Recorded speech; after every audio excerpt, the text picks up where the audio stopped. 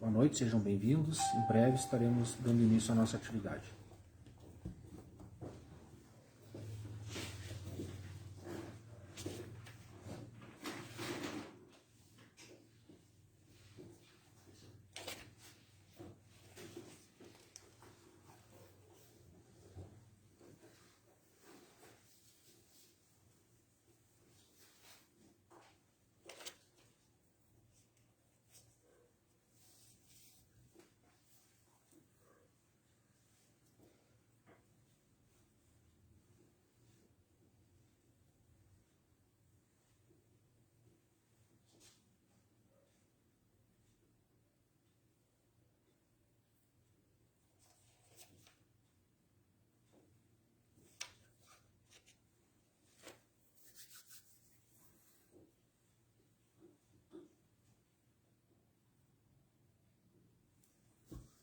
Se alguém puder confirmar para mim como é que está o som, eu agradeço.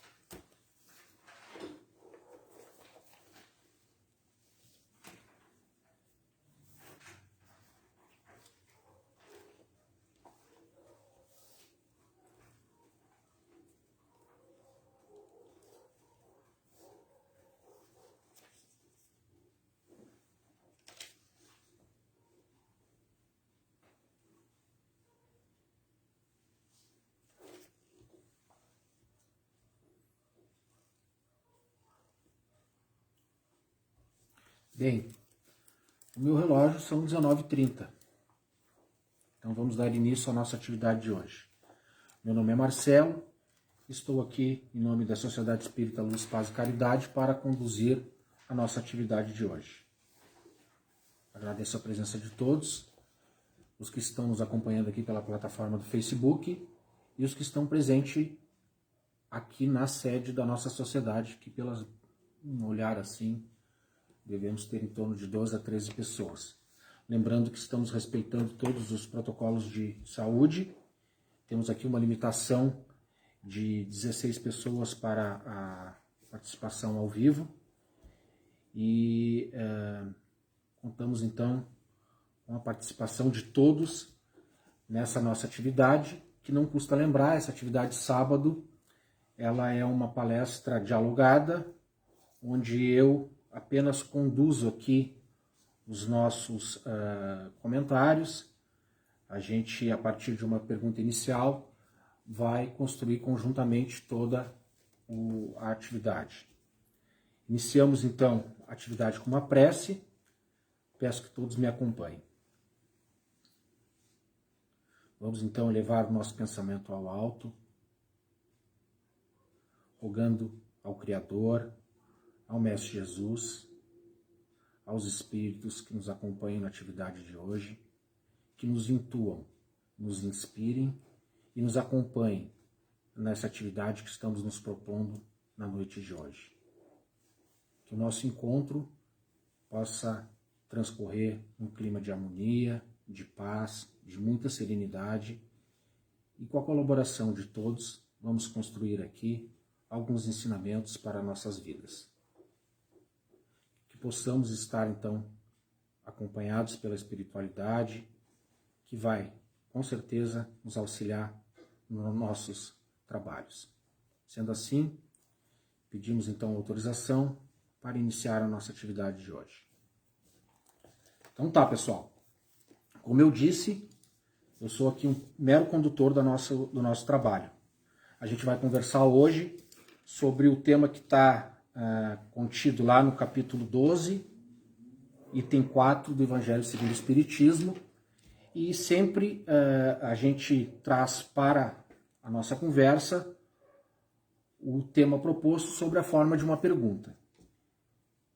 Como o tema ele é os bons espíritos, esse é o item, os bons espíritas, esse é o item 4, do capítulo 12. A pergunta que a gente propõe para a nossa conversa de hoje é: o que é ser um bom espírita?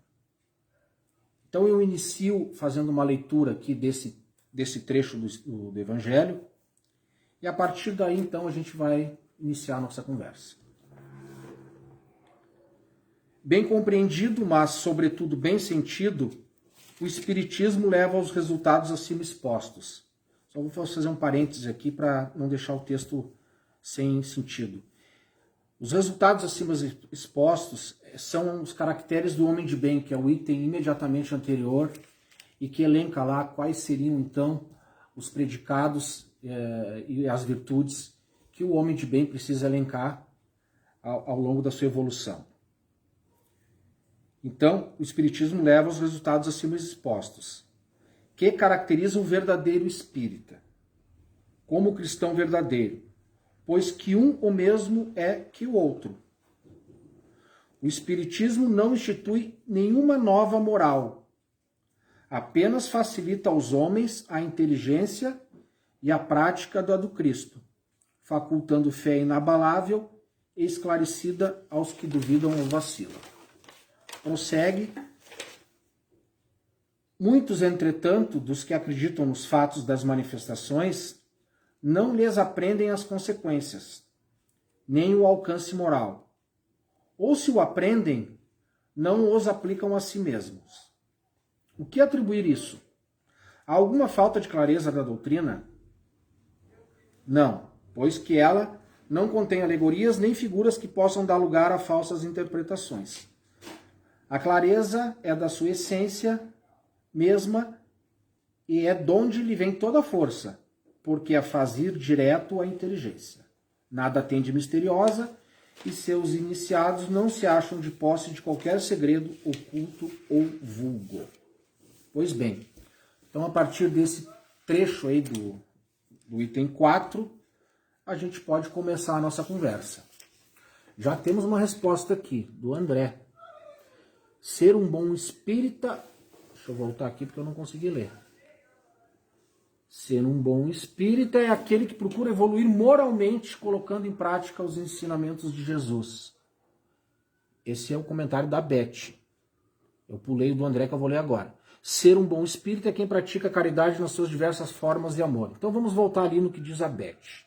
Depois a gente conversa sobre o que disse o André. Estou apanhando um pouquinho aqui, mas vamos lá. É aquele que procura evoluir moralmente, colocando em prática os ensinamentos de Jesus. É isso aí, Beth. Bom, a gente tem aqui na nossa sede um quadro, e ele diz o seguinte, ó. Reconhece-se o verdadeiro espírita pela transformação moral e pelos esforços que emprega para domar suas inclinações más. Kardec diz isso lá no Evangelho segundo o Espiritismo, capítulo 12, item 4, que é o que nós estamos vendo aqui hoje. O que a Beth diz nada mais é, em suma, do que está exposto ali naquele quadro. Evoluir moralmente colocando em prática os ensinamentos de Jesus. Quais seriam então esses ensinamentos de Jesus? Aquela transformação moral que está mencionada ali, que é o que a gente deve buscar nessa nossa existência. O André diz o seguinte: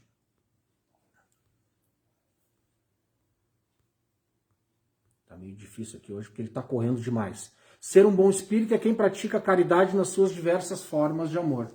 Também é um outro predicado que a gente vai encontrar lá no item anterior do homem de bem, que diz que a caridade é uma dessas qualidades que a gente precisa exercitar também para ser, então, reconhecido ou, então, se considerar um bom espírita.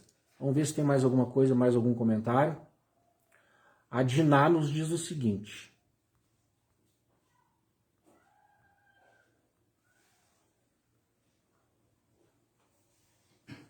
é mais um pedido de boa noite, muita luz e paz. Paulo Salerno. Eu estou com uma dificuldade aqui no meu texto porque ele está correndo demais. O bom espírito é o que se esforça para melhorar moralmente, procurando cumprir a lei de Deus em sua plenitude. Qual é a plenitude da lei divina? Será que a gente tem condição de cumprir integralmente a lei divina? Temos? Paulo está me acenando com a cabeça aqui. Mas temos nessa existência, ou seria então um movimento que nós vamos ter que fazer para um dia alcançar? Temos condição de cumprir a lei divina plenamente nessa existência? Não na plenitude, mas parcialmente sim. Parcialmente sim. Na plenitude, o cumprimento da lei divina, só os espíritos perfeitos, né? Esse sim tem condição de cumprir integralmente a lei divina. Nós estamos nessa caminhada, na busca de conseguir reunir condições de cumprir a lei divina integralmente. Né? Nós cumprimos algumas etapas dela, algumas características a gente consegue cumprir, mas nem todas, porque nosso grau de adiantamento ainda não permite isso. Nós precisamos nos desenvolver. E isso é o que Kardec nos coloca ali. O exercício esse de tentativa de transformação e de domar as más inclinações, então essa é a tarefa principal daquele que pretende se caracterizar como um bom espírita. Né? Porque nós estamos nessa caminhada ainda, nós não temos condições de cumprir integralmente. Né, Paulo? Vamos ver se a gente tem mais algum comentário aqui. Estudo e disciplina, nos diz Arlete Romano. Exatamente, Arlete. O estudo por quê? Porque nós precisamos conhecer aquilo que a gente precisa cumprir. Muitas vezes a gente tem um falso entendimento do que é o certo e do que é o correto. E o esclarecimento, o estudo, ele vai nos demonstrar essas situações. O esclarecimento nos leva à condição de cumprir a lei divina. Às vezes a gente nem sabe que está cometendo uma atitude incorreta e que vai contra a lei divina. O estudo vai nos esclarecer essas situações.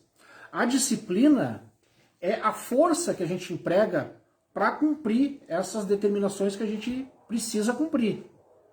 Eu vou me disciplinar, vou tentar domar minhas más inclinações, e a disciplina é importantíssima. Se eu não me disciplinar, não vou conseguir. Paulo Salerno diz, amar o próximo como a nós mesmos. É o que Jesus nos dizia, né? Nós nos amamos? Paulo pergunta, nós nos amamos? É uma boa pergunta. Muitos de nós pensamos que nos amamos. Mas se nós fizermos uma análise mais intrínseca, a gente vai perceber que nós cometemos muitos maus contra nós mesmos.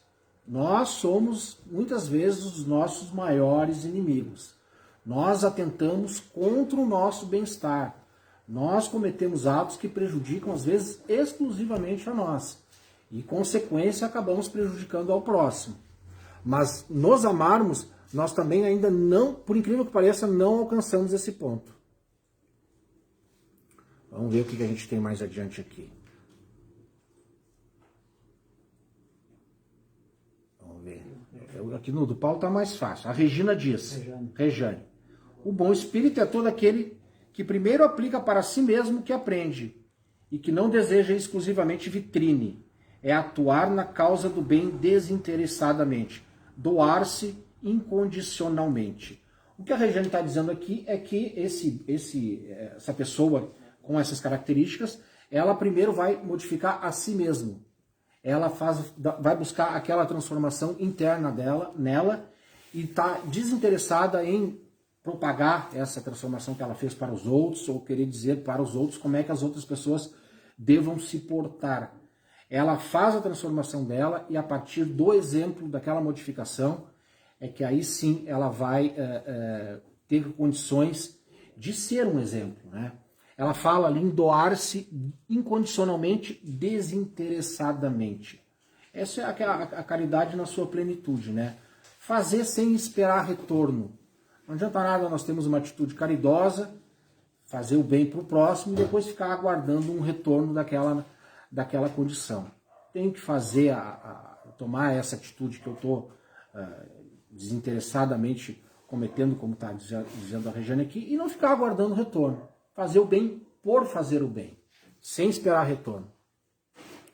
A Regina nos diz o seguinte: não temos, mas vamos exercitar a dia a dia. Deve estar se referindo àquela pergunta anterior, se nós teríamos então capacidade de cumprir plenamente a lei divina.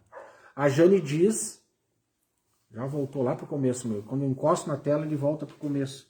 Se formos bons seres humanos, seremos bons espíritas. Exatamente, Jane. Inclusive, isso está ali naquele texto que a gente leu, né? O Espiritismo não institui nenhuma nova moral.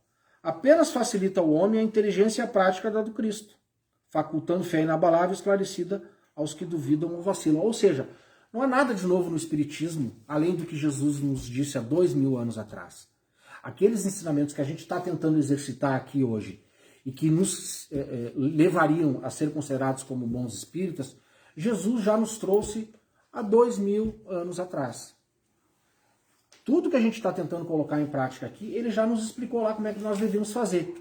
O que o Espiritismo vem, então, tentar nos clarear é como a gente colocar em prática essa situação. Não é porque o ensinamento de Jesus não foi claro, ou ficou faltando o conteúdo, alguma coisa que seja necessário ser complementado.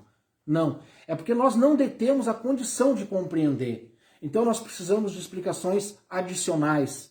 Tem que nos ser explicado de uma outra forma, com uma outra linguagem, mais adequada ao nosso tempo, para que a gente consiga entender aquele ensinamento que já foi trazido lá atrás. É como ensinar crianças. Foi dito uma vez, foi explicado, a criança não compreendeu, a gente precisa reiterar aquele conhecimento, explicar de uma outra forma, trazer com outras palavras, de uma outra maneira, e a criança aos poucos vai compreendendo. Então não há nada de novo, né, nesse ensinamento que o Espiritismo traz. Tudo isso já é a palavra de Jesus. Que a gente precisa compreender. E os Espíritos vêm, então, nos explicar para que a gente consiga compreender essas formas. Queria comentar alguma coisa? Está na plateia aqui, por favor? Oi? Eu não sei. De uma certa forma iluminar a razão, né? Sim. Porque senão ficam só as leis morais escritas, né? E a pessoa não pratica. Então, a partir que iluminar, aquilo começa a fazer um sentido. Sim. Né? Que daí vem a fé raciocinada. Sim. Né? Porque tem as leis, códigos morais, mas colocar em prática quando a gente consegue ter outra visão. Exatamente. Esse é o sentido, então, da doutrina espírita. Colocar em prática, no dia a dia, aquele ensinamento. Não deixar lá como um dogma, como uma lei escrita, que não vai fazer sentido nenhum se não aplicado na vida e nos relacionamentos humanos. Se não tiver a caridade e a humildade, senão também Jesus teria escolhido os filósofos de Atenas, não os apóstolos humildes pescadores, para ensinar, né? Sim. Com humildade, né? Sim, todos esses atos eles são revestidos de uma formalidade para explicar esses conceitos que tu está colocando aqui. Então Jesus, quando tinha essas atitudes de humildade, chamava determinados tipos de pessoas para conviver com ele queria demonstrar justamente esse comportamento. E o valor dessas criaturas. Uma segunda oportunidade, o perdão, a compreensão, a tolerância e, sobretudo, a humildade, como tu disse, da gente não se achar melhor do que ninguém. Porque às vezes a gente estuda um pouquinho mais de espiritismo, estuda um pouquinho mais de uma determinada religião e a gente já começa a se achar melhor que os outros. Olha, eu conheço aqui, eu sou melhor porque eu detenho um pouco de conhecimento. Eu olho para aquele ser que está ali que aparentemente não tem nenhum conhecimento e já me acho melhor do que ele. E às vezes faz mais caridade. E às vezes aquele ser pratica muito mais aquilo que eu fico pregando e falando, e ele dá muito mais cumprimento à lei divina do que eu que estou aqui só manifestando, né? Tem mais algum comentário aí, Paulo? Se puder me ajudar, porque minha tela está atrapalhando. O Tusnildo nos diz, dia a dia melhorar a reforma íntima. Arlete, raciocinar em todas as situações... ele está comentando, né?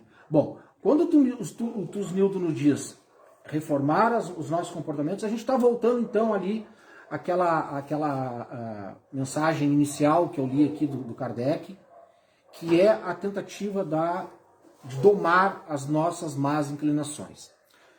A gente precisa focar, assim, quando o Tusnildo chama a atenção, a gente volta para esse assunto, porque ele é muito importante. Isso vai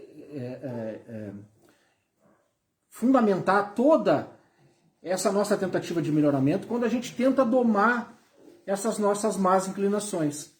Porque está aí o cerne da evolução. A tentativa de melhorar. Eu tenho que compreender qual é a minha má inclinação, trabalhar essa minha má inclinação e fazer um esforço tremendo para domar, porque não é simples, né? Eu vim para cá com defeitos, com imperfeições, que eu tenho que observar, que eu tenho que entender e que tenho que empregar muita força e disciplina para domar essas más inclinações. Vamos ver se tem mais alguma coisa. Não? Bom, ó, Maria Rosali diz que ser um bom espírita é fazer caridade no anonimato. Concordo, a gente já comentou aqui um pouco sobre isso, né? Que não tem sentido nenhum a gente fazer caridade para ficar se exibindo para os outros, né? Não é esse o sentido desse comportamento. A caridade ela deve ser feita desinteressadamente. Que perde todo o fruto da obra. Perde todo o fruto da obra. Isso também já está lá no Evangelho, né? Que a mão direita não sabe o que deu a mão esquerda. Ali tem uma explicação bem profunda sobre essa questão. Mais alguém quer comentar? Alguém que está presente aqui? Senão eu vou lançar uma outra pergunta aqui para a gente tentar desenvolver a nossa conversa, então. Paulo Salentes, que caridade é amar o próximo. Acho que está lá no início, né? A pergunta que eu queria fazer para vocês é a seguinte. Nós, espírita, conseguimos colocar em prática todos os ensinamentos de Jesus? Não quero nem aquela resposta que o Paulo nos deu aqui, se a gente consegue, né, cumprir toda a lei divina. Eu quero saber se alguma coisa a gente consegue colocar em prática. Será que nós, como espíritas, temos condição de cumprir alguma coisa desses ensinamentos que Jesus nos trouxe? Um exercício da vontade, como diz no Livro dos Espíritos. O exercício da vontade, né? Nós já estamos nessa etapa. Já conseguimos, então, alguma coisa para tentar nos melhorarmos, né? Já estamos nesse caminho. Isso já é um bom começo. A Jane nos diz, só podemos reformar o que conhecemos e achamos importante reformar. Antes da reforma íntima, é necessário o autoconhecimento. É muito importante, né, Jane? Senão, se a gente não fizer uma autoanálise, não nos conhecermos, honestamente reconhecermos os nossos defeitos, eu não tenho como melhorar. Eu tenho que fazer esse exercício de me conhecer e reconhecer honesta e sinceramente quais são os meus defeitos para poder praticar essa outra etapa que é muito custosa, mas que todos devemos fazer, que é o melhoramento. A Beth diz que é um exercício diário. Às vezes nem diário, né, Beth? Às vezes de 5 em 5 minutos, de 10 em 10 minutos, a gente tem que estar fazendo o exercício para vencer aquela imperfeição. Nós temos imperfeições muito fortes e que nos assolam diariamente, todos os dias, em todos os momentos. Paulo Salerno diz que absolutamente não, somente parcialmente com o emprego da vontade. Então a gente está então retornando novamente a essa questão desse movimento, né, dessa condição que nós temos que fazer, desse movimento de tentativa de domar essas más inclinações. Sem vontade, sem disciplina, nós não vamos conseguir. Mas também não podemos, né, nos deitar nos louros de reconhecer, somos todos imperfeitos, todos temos dificuldades, não estou pronto ainda, vamos, né, levar a vida dessa forma, sou assim dessa forma. Não é isso. Nós temos que fazer um movimento contrário. E esse movimento contrário, ele não é confortável. Muito pelo contrário, extremamente desconfortável. Tenho que sair da minha zona de conforto. Tenho que fazer esforços diários. Tenho que vencer uma série de situações que só com muita vontade eu vou conseguir. Essa é a nossa obrigação. Jesus não exige que nós aqui, nesse estágio que nós estamos, consigamos cumprir todos aqueles ensinamentos que ele nos trouxe. Mas nós temos sim a exigência de tentar e de praticar esses movimentos de reforma. A Rejane nos diz o seguinte, Enquanto estudiosos da doutrina, se não fugirmos às descobertas feitas a respeito de nós mesmos, estaremos a caminho de desenvolver a tarefa que nos cabe nessa vida.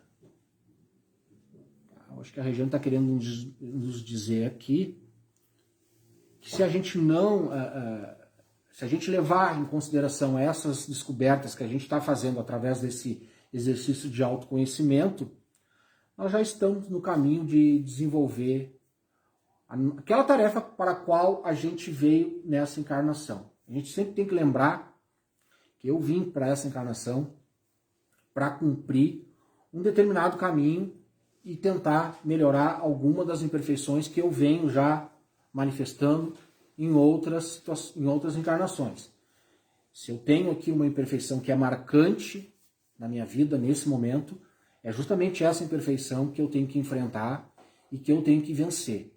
Eu vim com essa tarefa. Meu planejamento reencarnatório estabeleceu isso. Olha, tu vais viver em tal local, com tal família, com tal profissão, com tal pessoas ao redor que vão te possibilitar que tu vença essa imperfeição mais marcante no teu íntimo. Então, eu preciso observar essas situações e preciso fazer esse exercício. Vencer essa má inclinação. Se não vencer, amenizar, diminuir esse encargo, para que numa próxima encarnação eu já não venha com ela tão marcante e possa então ter a minha tarefa um pouco mais facilitada.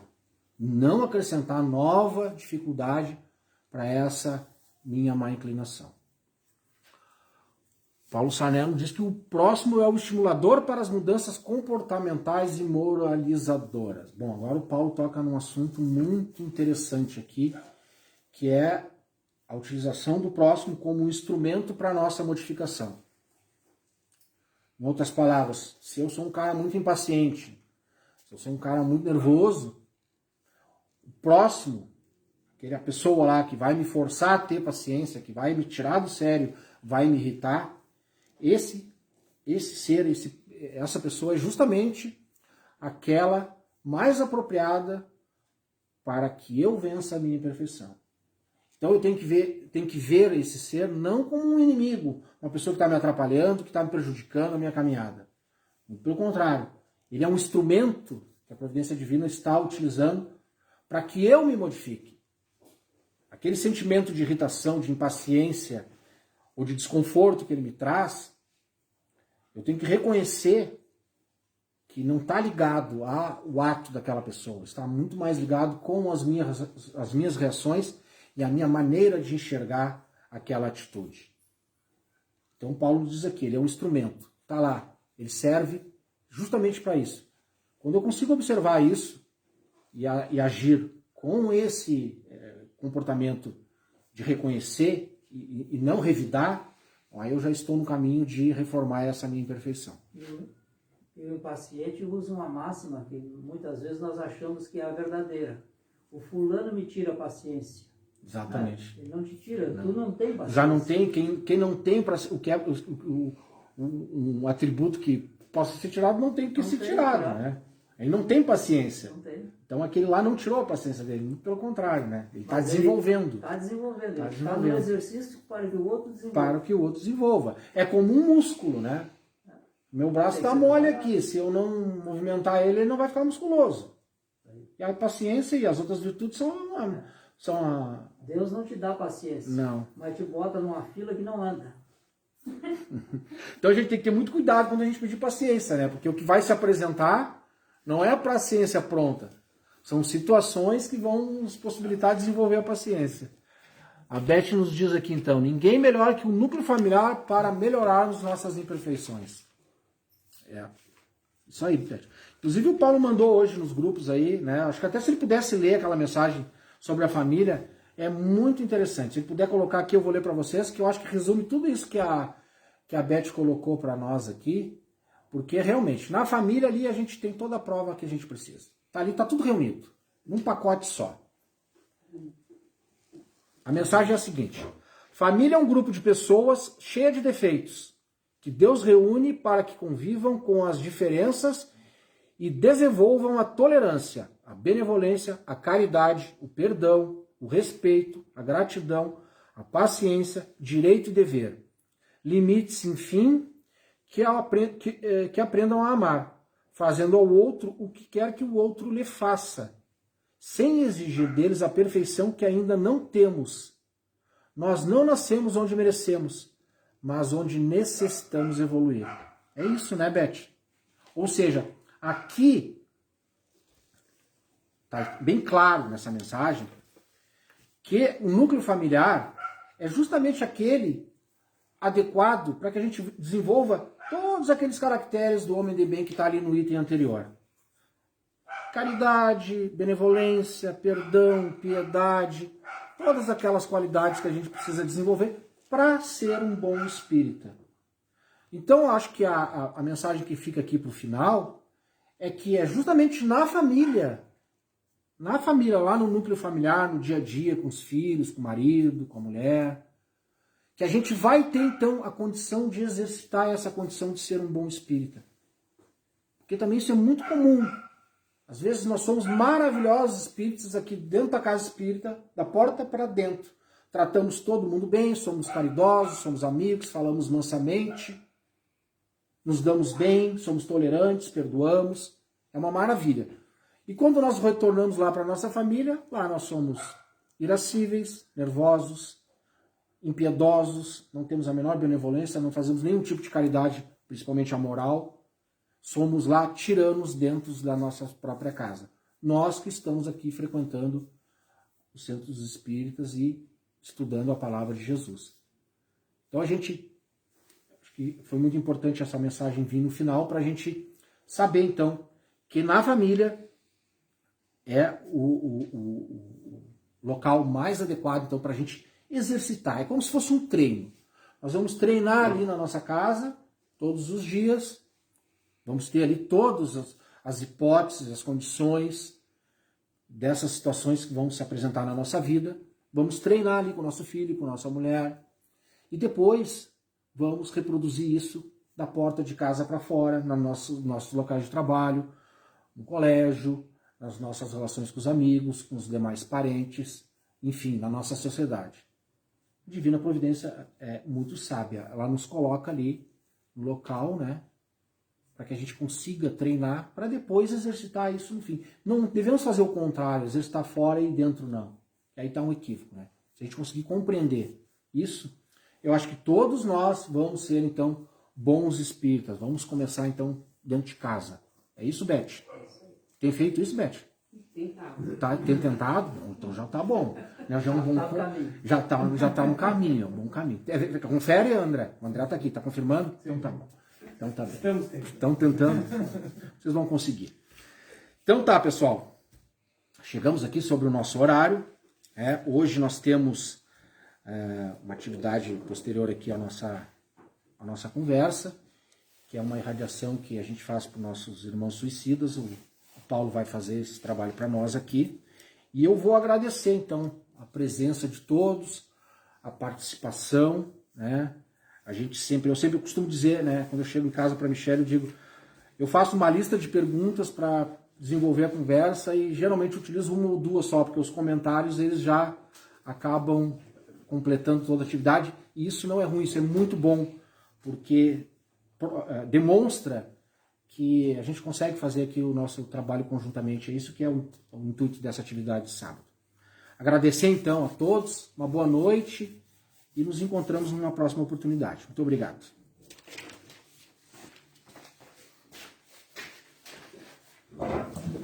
Muito boa noite. Vamos à nossa irradiação sem mais delongas.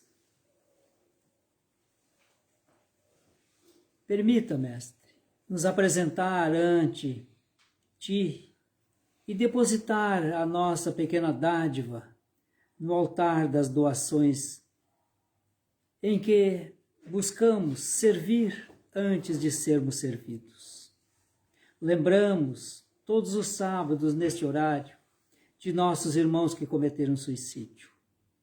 Alguns deles abandonados por completo pelos seus familiares, pelos seus amigos, e também por si mesmos, porque deram-se conta que aquele ato extremado não lhes facultou uma melhora, pelo contrário. Buscamos em ti, Mestre, a serenidade possível para distribuir a esses nossos irmãos, abraçando-os, envolvendo-os em vibrações amorosas, fraternais, solidárias. Dizer a eles que eles não estão sós, que nós estamos solidários com eles. Não concordamos com seus gestos, mas concordamos com o ser que é, o ser espiritual imortal. E, portanto, aqui nos disponibilizamos para doar as nossas vibrações, embora parcas, mas estão sendo doadas do fundo de nossos corações, a fim de que a serenidade, a paz, a tranquilidade, a harmonia, a esperança se renovem nestas mentes e elas possam se abrir para o benefício oferecido pelos benfeitores a atender-lhes essas necessidades. Também pedimos, querido Mestre, pelos nossos inúmeros irmãos suicidas contumazes, isto é, encarnação após encarnação vêm cometendo suicídio. Eles não suportam as dores, não suportam as tribulações, as aflições, e saem da vida, como desertando da vida, dando-se conta logo em seguida que a desilusão é agora o seu maior entrave para o desenvolvimento das suas características boas, porque todos nós temos características boas. Volto a olhar também os nossos irmãos, que em número bem maior estão planejando, ideando o suicídio e estão tentando. Nesse exato momento, há inúmeros irmãos nossos tentando o suicídio.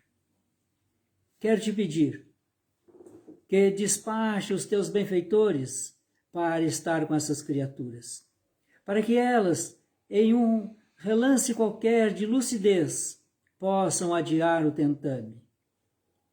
Sei que a impermanência é uma constante em nossa existência e precisamos estar atentos a estas mudanças. Tenham calma, paciência, aguardem um instante, porque tudo muda nesse panorama divino. E por certo, o amor que estamos aqui a envolver esses nossos irmãos num sentimento de compaixão e de misericórdia, eles irão brecar, paralisar os seus atos que levarão à extinção de sua vida física. Peço também pelos familiares de todos eles. Nem sempre são compreendidos, nem sempre eles compreendem. Alguns até mesmo negam o fato para os amigos e para outros familiares, porque estão envergonhados que o seu amor, num momento ou outro, na dor, no sofrimento, na aflição, tirou a sua própria vida no desespero. Perdoe essas criaturas também, Mestre. Eles não sabem suportar essas dores e procuram mascará-las de todas as formas, negando o fato. Quero te pedir, por fim, por todos os nossos irmãos, encarnados e desencarnados, que, na busca de aliviar as suas dores, fogem dos seus compromissos. Que cada um, no exercício da sua vontade, na esperança e, sobretudo, envolvidos em amor, possam sair desta ideação suicida e ganhar as alturas morais, acerenando estas criaturas todas que se envolvem em N circunstâncias suicidas, os diretos e os indiretos. Que saibamos nos amar, preservando a vida física. Assim seja. Vamos de imediato à prece final, quando aqui na nossa sede estaremos aplicando o passe coletivo, e em nossos lares, aqueles que estão assistindo por esta plataforma receberão também essas vibrações salutares, essas bênçãos. E se quiserem magnetizar as águas, por gentileza, disponham-nas nas proximidades em que estão. Vamos à prece de encerramento. Obrigado, Mestre. Foi uma alegria estar contigo neste pequeno intervalo de tempo, onde optamos por estar contigo, abandonando coisas do mundo para nos enriquecer espiritualmente. Optamos por escutar a tua palavra, aqui decodificada por nós, que na nossa precariedade de interpretação das mensagens evangélicas e dos testamentos, procuramos dar um aspecto de entendimento a nós mesmos, para que amanhã sejamos melhores do que hoje, para que as dores que hoje produzimos contra o nosso irmão sejam por nós mesmos amanhã aliviadas, que nós outros aqui possamos te dizer, Mestre, tenhas misericórdia e compaixão da nossa ignorância.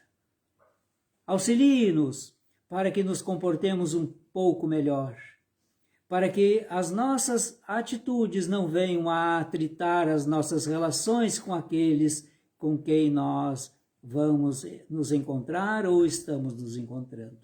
Que saibamos pedir perdão reconhecidamente, atentando para os nossos relacionamentos conflitivos. Busco a ti, Mestre, nas tuas palavras, na tua bênção, as bênçãos para todos nós que aqui estamos. Porque onde estamos agora, nesse instante, há benfeitores a derramar sobre nós essas bênçãos divinas, atendendo às nossas necessidades espirituais, magnetizando a água exposta e também atendendo aos nossos irmãos a quem estamos endereçando um pensamento amoroso. Obrigado, Mestre. Assim seja. Quero convidar a todos para estar presentes amanhã virtualmente nesta plataforma, no momento diário de oração, às 9 horas em ponto. Até lá, com a graça de Deus e a sua permissão. Boa noite.